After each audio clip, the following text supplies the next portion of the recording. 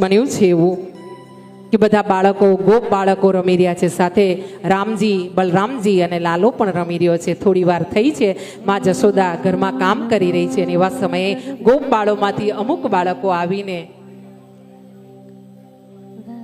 માં જશોદાને કહે છે, માં દેખ તેરો લાલો હે ના માટી ખાયો હે.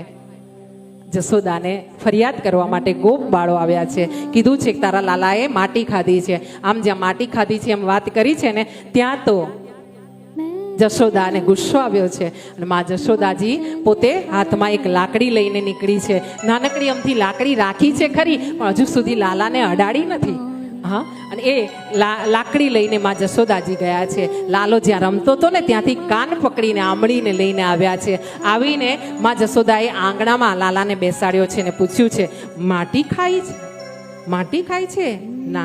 તું નાનો છે, નાદાન છે, એમ કરીને તારી દરેક વાતોને હું આંખ આડા કાન કરું છું, તો તું હવે મોટી મોટી વાતો કરવા માંડ્યો છે. આ બધા રમત રમવાના આ બધા આ રીત છે તારી? હા, આમ માટી ખવાય? આવું ગંદુ કરાય? એમ કરીને માં જ્યાં લાકડી બતાવી રહી છે ને ત્યાં લાલો એને કહી રહ્યો છે, માં મેં નહીં માટી ખાયો, मैंने मिट्टी नहीं खाई माँ.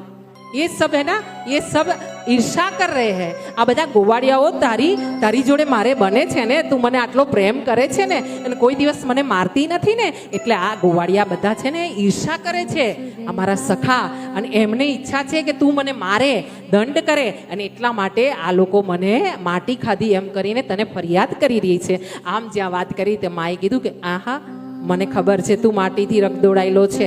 હા, અને તું માટી ખાઈને આવ્યો છે, મને વાત પાક્કી મળી છે. બતાવ તો મોઢું, આ કરતો, આ કર, મોઢું ખોલ, તો ખોલ નટખટ. અને એમ જ્યાં માએ 2-3 વાર કીધું છે ને